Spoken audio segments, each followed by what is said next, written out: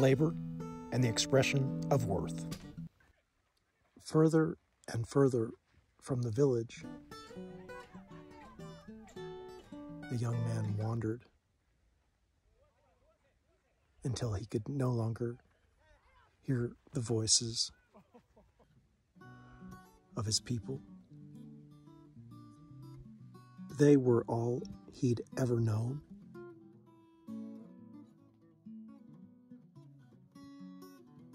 They taught him everything he knew. This story may have happened under the shadow of this very mountain, and there may have been a village right down there by that stream, and the young man may have been sitting on this rock. And at whatever point in your journey that this story reaches you, well, it is a story that has been told since we started telling stories. He saw faces in the rocks. And one time a butterfly landed on his finger. It wasn't just that he saw the faces in the rock. It was that he spent a great deal of time with the rocks, and they seemed to have an unusual amount of his attention these days. He ventured further and further away, spending more and more time by himself. He had once seen a man blow through a bone pipe which had holes in it. He constructed something like that for himself, and he discovered places that made the flute sound differently in his ears. One day, a young woman appeared to him, emerging from a rock formation in which his flute sounded particularly helpful. The woman said to him, "Come thither, I have something to show you." Thither? He thought, that's rather archaic language, but she was so beautiful that he didn't care. He followed her, because that's exactly what a lot of us do. Yeah. The sky will darken and the moon will bend our will. And with her comes so much. We not only marry her, we marry matter. We are joined with the Great Mother. We sacrifice ourselves for the maternal and the children and the safety that they need. And so we participate in the system that we were born into. And so it goes. Thank you, Mr. Vonnegut. I like to thank Kurt.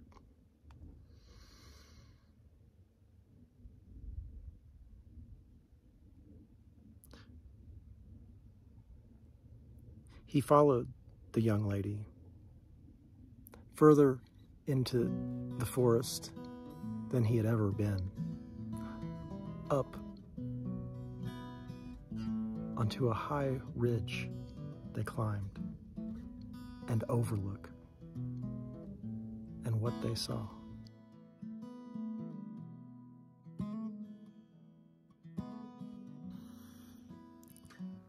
It will suffice for now to say that what he saw caused him to drop his flute.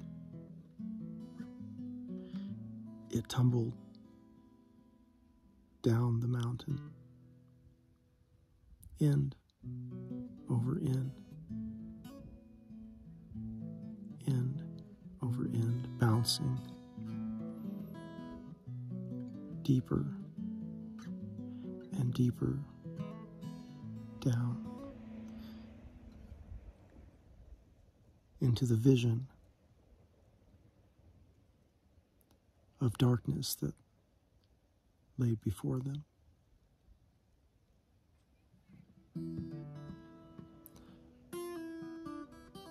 They were left standing there, both of them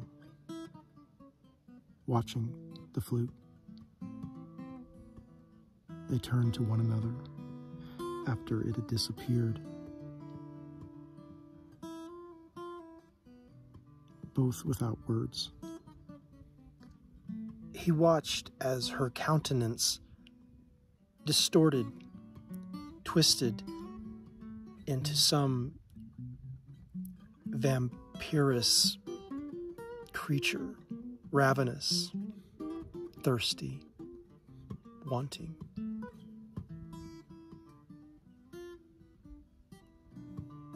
He looked at her. He looked in the chasm.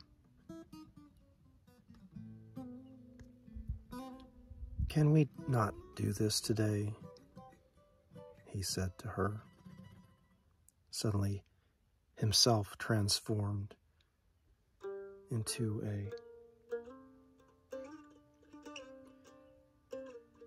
an impotent, middle-aged man.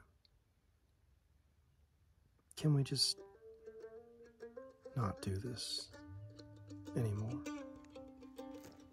I'm so tired," he said to her.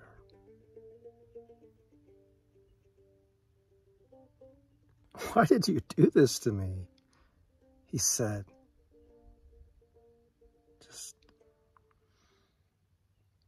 For in the falling of the flute, they had given away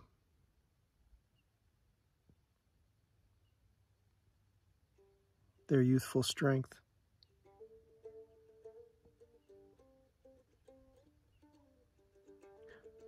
"I must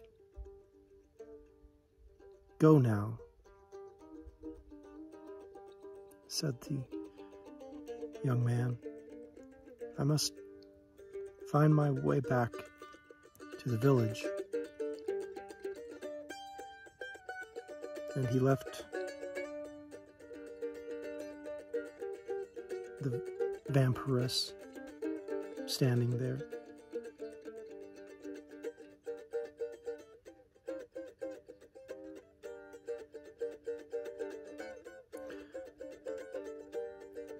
And the vision that the young man had,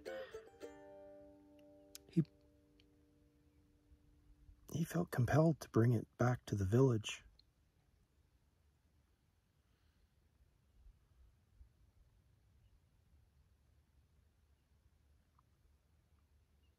He soon realized it was more than he could explain to anyone.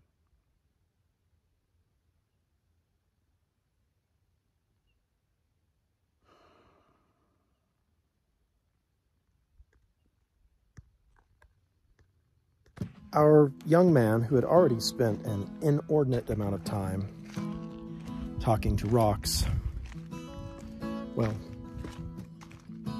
that increased.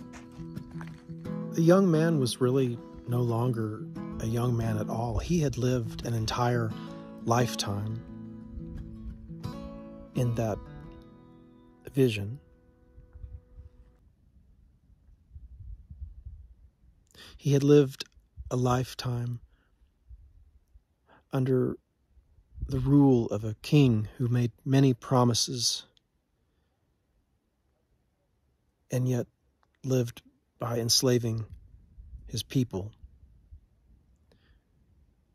demanding their obedience. And so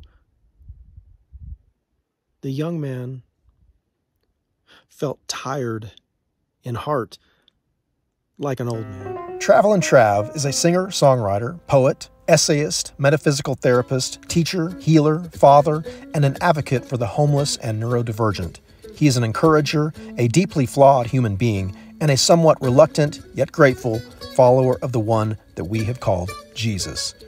Trav's working practice is now an integration of his diverse career experiences, which includes time in the military, police, academia, and physical therapy.